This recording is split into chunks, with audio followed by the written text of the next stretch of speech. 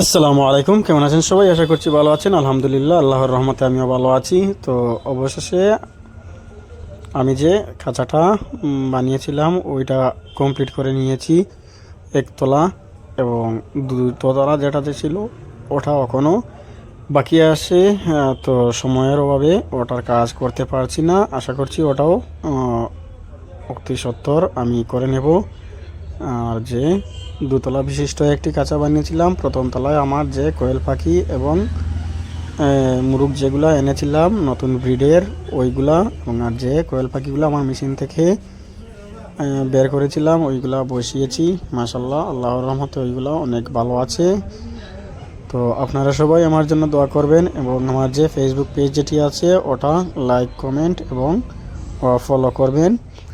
আর আমি ইদানিং আপনাদেরকে প্রতিদিন ভিডিও দিতে পারছি না, যেহেতু ব্যস্ততা থাকার কারণে।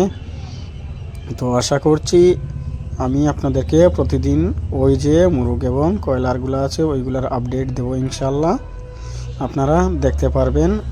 আর আমার ব্যস্ততা থাকার কারণে আমি প্রপার ভিডিও দিতে পারছি না, তাই আন্তরিকভাবে দুঃখিত।